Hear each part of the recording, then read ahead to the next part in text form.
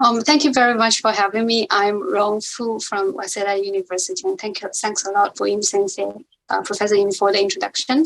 I'm very delighted today to have the chance to introduce some topics related to the dynamics of population change and its long-term care in Japan. First, just a very brief introduction of the demographic facts and trends in Japan. Japan has been well known as the oldest country in the world. And as the left figure showing you, the life expectancy at birth has been constantly increasing in Japan over the past decades. By 2050, it is expected to reach 90 years and 84 years for women and men respectively. A similar trend can be found for the life expectancy at age 65. Meanwhile, the population structure in Japan also evolved quite a bit. I think the size of population reached the peak at around 2011 and then gradually declining. So given the fact of increasing life expectancy, constantly low fertility rate, unfortunately, is not a topic for today. It's not surprising to see the increasing of population, a share of population who aged 65 and above. So as this figure showing you that by the projection in 2060, 40% of Japanese population will reach 65 and above. Out of 10 people, 4 will be elderly. Unfortunately, Japan is not the only country in face of such a challenging demographic situation. But population aging is indeed an urgent and global issue. Particularly in comparison to Western countries, if you check the trends, I would say Asian countries are in face of more serious aging issues, with Korea highlighted in orange line, catching up with Japan at the fastest pace.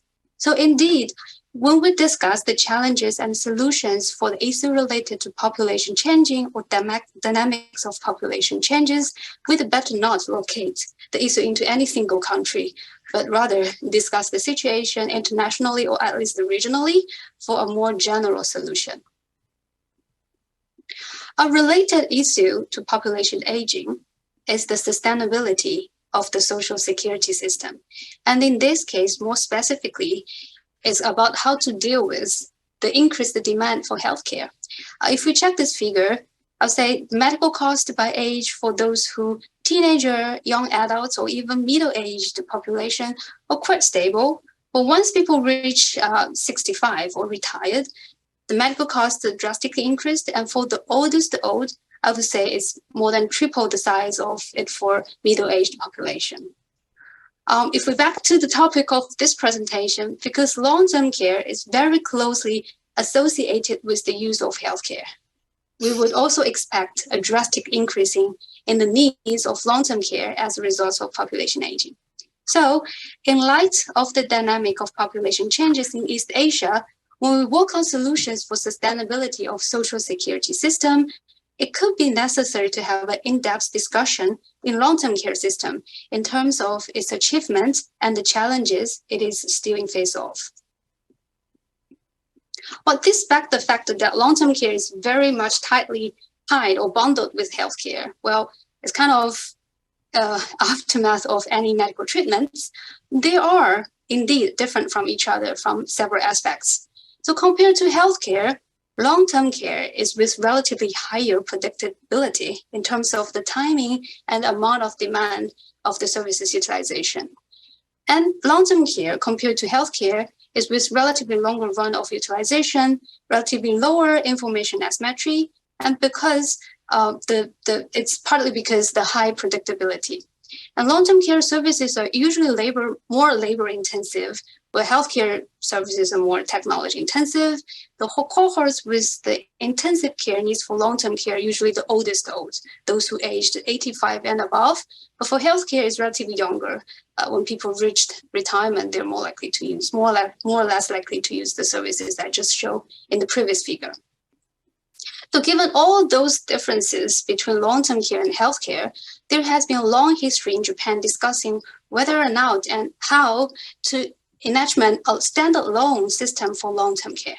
I just briefly summarize the history of long-term care in Japan. I think the very first discussion regarding long-term care services was in 1963 about the Act on Social Welfare Services for the Elderly. And after all those discussions, as we can find for Good Plan, New Good Plan, a lot of acts, finally in 2000, the Japanese government launched a standalone public and mandatory insurance system for long-term care, named as Long-Term Care Insurance System, or more popular or more well-known as the LTCI.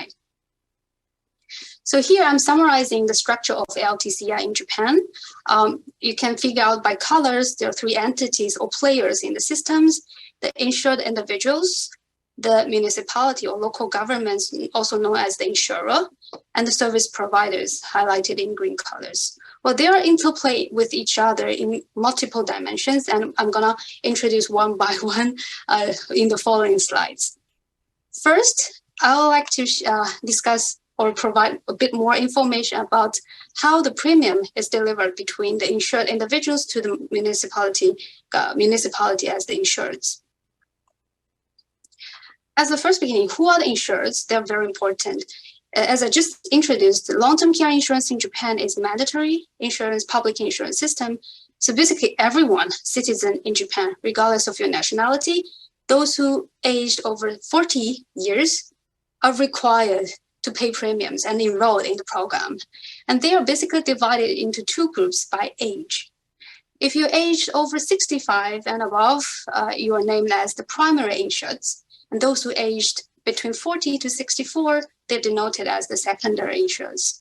The following rows are showing you some basic statistics regarding the primary and secondary insureds. As of March of 2017, roughly 34 million of the population are primary insureds, and 42 million of them are secondary insureds, paying premiums every month. A key difference between the primary and secondary insurers are the services they can use and the criteria based on which they can apply for the services. For the primary insurers, basically, as long as you're aware of some care needs, you can apply for the services, and you will be, if you pass the tests, eligible to long-term care services.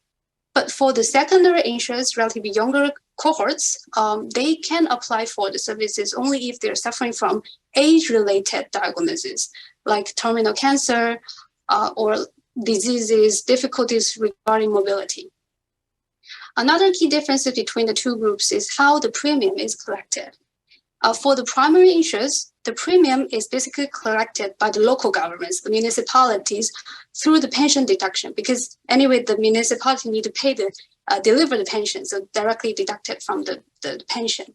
But for the secondary insurers, most of them are still working. Actually, the premium is collected by the medical care insurers, together bundled with the medical care premiums every month. And if for employees, it's also directly deducted from the salary. And because it's a public and mandatory insurance system, the method how the financing or the cost is covered is very simple. It's a very simple formula. Half of the cost is covered by the premiums, either from the primary or the secondary premium, and half of the cost is covered by the subsidy. It can be from the national government or local governments like prefectures or municipalities. Here, I'm also showing you an image of how the premiums for the primary insurers is determined. It's a step-up premium system, and basically the benchmark or the standard premium is based on the standard income set by the government. And for the standard income individuals, the monthly premium is roughly 5,000 Japanese yen.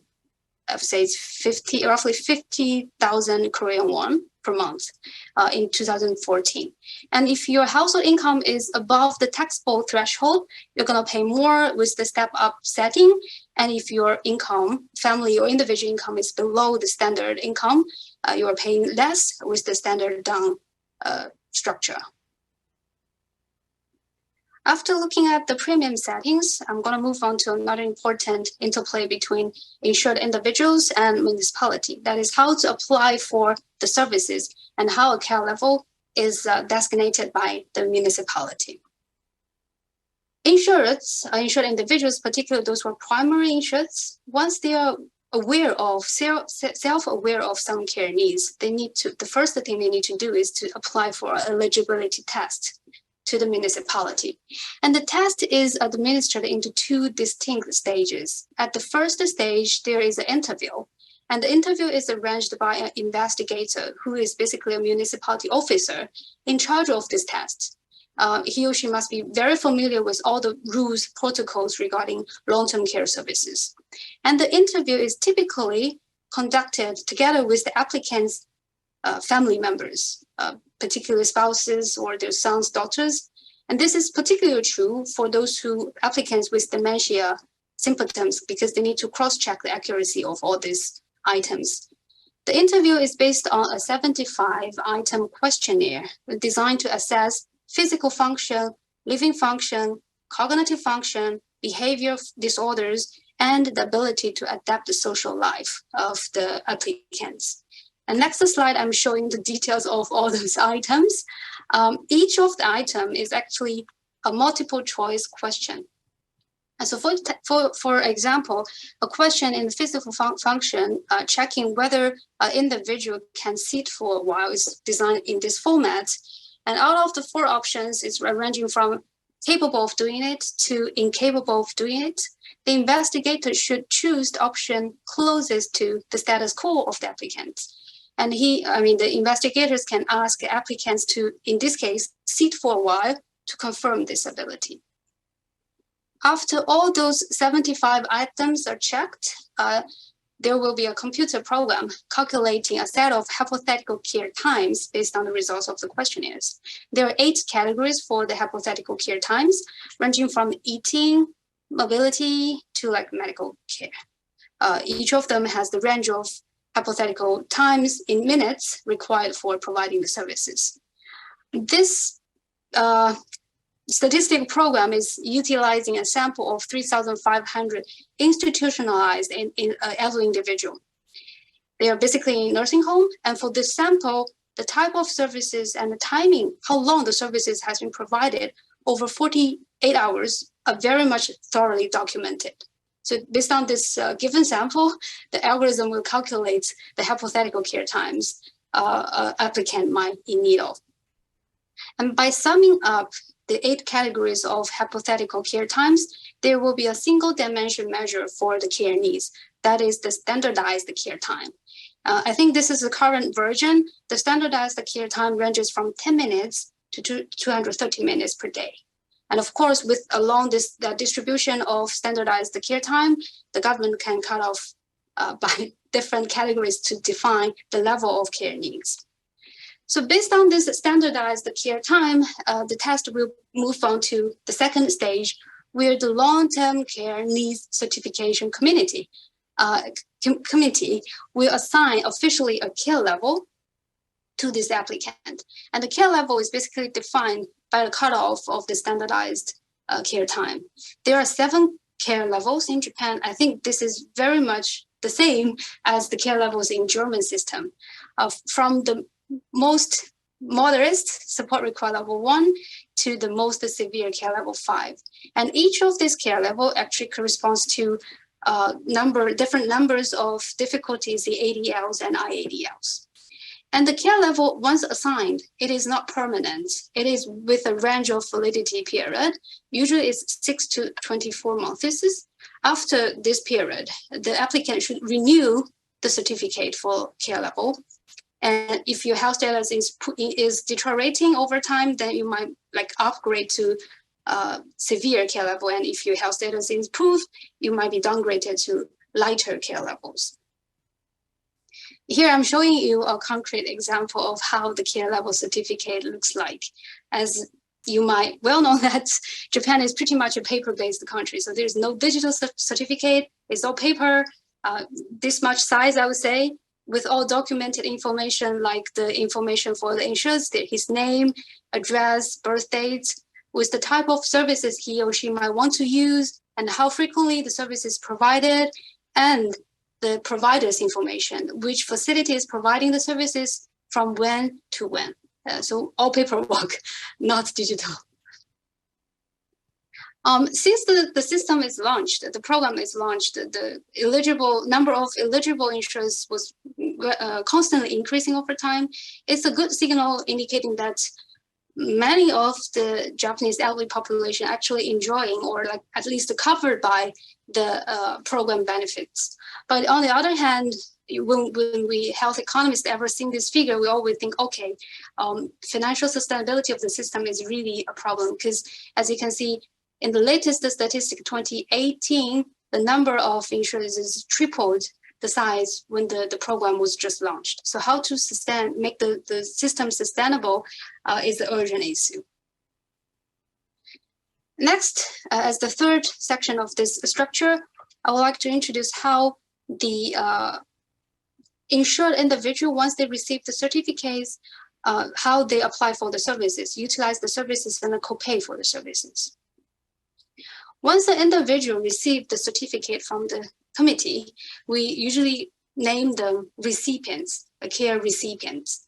A care recipient basically apply for the services, use the services, but before the actual services, the services is really like provided, he or she needs to make a plan for what type of services, how frequently you want to use. And typically at the planning stage, they're gonna negotiate and communicate with care managers. I'm just translating Japanese care manager to English care manager. I'm not sure whether it makes sense, but basically those care managers are really specialists in all types of services available, and given the recipient's status, what type of service you might need. So given those professionals, a care plan will be made for each type of services. If elderly people is denoted as support required level 1 or 2, he or she will be eligible for preventative long-term care services with lighter frequency or tense of the service, preventing them to deteriorate to like real need of long-term care. And if elderly person certificate as care level 1 to 5, he will be eligible for long-term care services, or in the worst case, hospital or not institutionalized in nursing homes. But in either case, if you're receiving services at home, you need to make a plan with the care manager. And even if after all those tests, you are identified not eligible for long-term care, which is good news actually, you're still healthy, not in need of the services, you are actually still placed in a community support projects, really preventing you from utilizing even the preventative long-term care services. So, well, I would say as a Japanese elderly person, if you're self-aware of some care needs, you will be placed in some parts of the program and receive some of the benefits.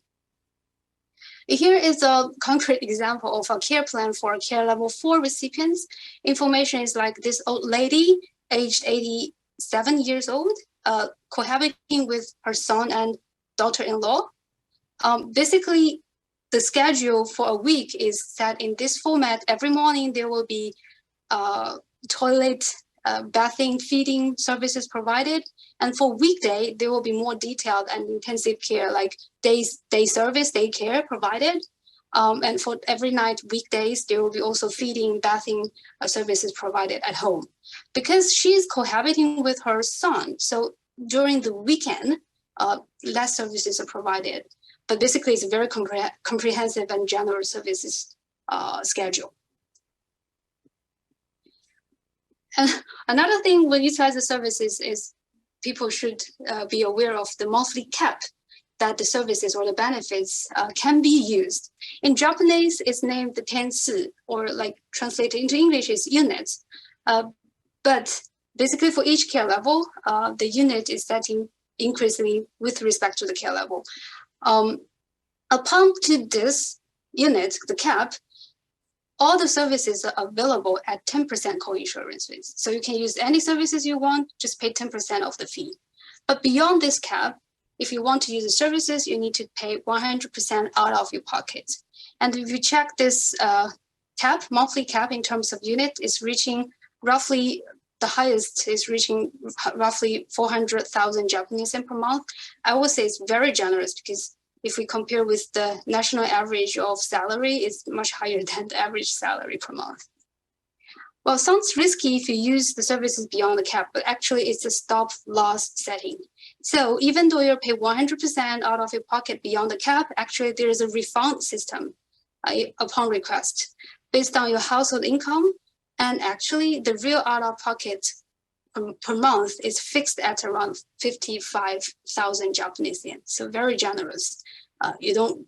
People do not really worry much about the capability or affordability of the system. And another thing is actually people do not use much of the services reaching the cap. Here is a figure I borrow from one of my colleagues who is also working on long-term care. Here, all the cutoffs are regarding the care levels. The dots are the real utilization, and the real utilization clustered at each standardized care time, and the dashed horizontal lines are for the cap. So you can see if we clustered by each of the care time, standardized the care time, we don't see much of the services utilization really reach to the cap. People are very rational or reasonable in terms of the amount of services they want to use, or partly because the system is set as you have to discuss with care manager at the very beginning. So care managers are really aware of all those informations, and he or she might suggest you not to use this or that, or like if you add this service once a week, you're going to reach the cap. Are you really sure? Such type of communications is really helpful for the system to maintain. And as the last step, there is the reimbursement steps that the service providers will send the claims to the local government for the reimbursement, remaining 90% of the fee. It's a monthly reimbursement system, and again, it's digital, but basically we check all those claims in paperwork for each individual. We have very detailed services recorded with the frequency, with the amount of money the government is going to pay. So it's really a comprehensive and rich data set. We name it National Long-Term Care Database, or if we translate from Japanese, because long-term care in Japanese is kaigo, so it's starting with K, we call it KDB. KDB is really nice, comprehensive, and population admin data sets with up to March of 2018, 860 million records of monthly utilization and 50 million records for the eligibility test records.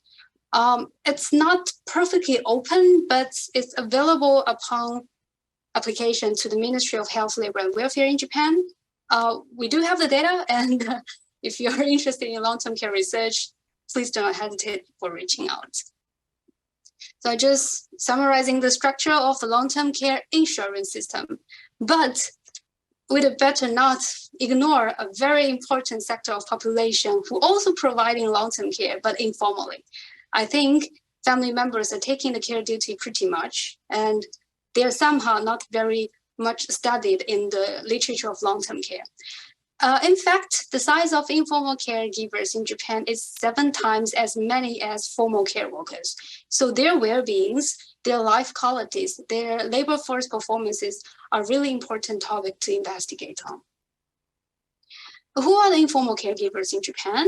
Based on this bar chart, we can find basically their spouses, most likely they're spouses of the elderly person. So in Japanese, it's very famous phenomenon of elderly care. So elderly is taking care of another elderly of their spouses, followed by their sons or daughters, their children. So family members, intimated relationships are very much into this care providing procedures.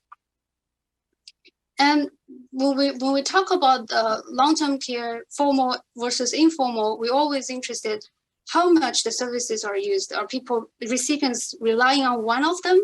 But actually in Japan, it's kind of shared. So even people are very much enjoying utilizing formal long-term care services, their family members, their spouses are still taking care of them. As we always say that there's no very clear definition of what is long-term care. It's more like daily stuff that you should pay attention to elderly people in care needs 24 hours. So as you can find from these 2 bar charts, for those who population aged 85 and above, 46% of them are utilizing both formal and informal care services. It's very stable, but slightly increased for the population aged 85 plus. The largest change is for the nursing home proportion. They are more likely to be institutionalized. Okay, the last part of the presentation is talking about the challenge of the system. I would say the key words for the challenge is the sustainability, as I repeated several times. The first challenge for sustainability is the financial sustainability of the system. Given the stagnation of Japan's economy, how to make such a generous system sustainable is really a problem. As we can find, the share of GDP spent on long-term care insurance increased how many times? More than triples, I think. At the starting point, it was below 1%, but in the latest 2019, it's beyond 2% of the GDP. There are several reforms actually attempting to maintain the financial sustainability of the system.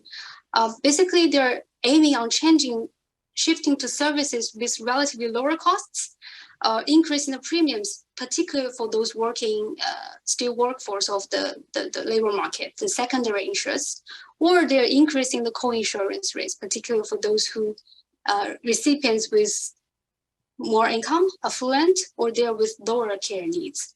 This, I borrowed this table from one of my papers talking about the reforms in 2006. In this reform, the services for the lightest care needs level, support required level 1, were drastically limited in order to reduce the costs spending on those types of care, care recipients. But still, I think the government is working very hard on seeking for not optimal, but balanced policy that do not hurt the welfare of elderly people, but meanwhile sustain the program for a longer period.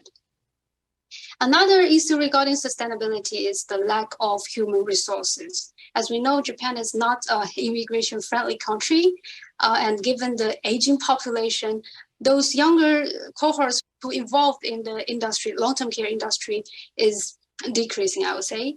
But there are a lot of policies regarding how to increase the labor resources involved in the industry. The government is compensating for formal care workers with relatively higher salary compared to the past years, adopting robotics, particularly like this type of assisting system for female workers who are very much involved in the industry, lightening their physical labor, physical burden on their body, adapting foreign care workers, particularly from Southeast Asia, I would say, and lowering the admin duties for the care managers when they deal with all those plans. But still, it's upon discussion for all those challenges, and a lot of research questions can really be raised from this status quo of the situations. That's all for presentations, but I'm very open for any questions or clarifications. Thank you so much.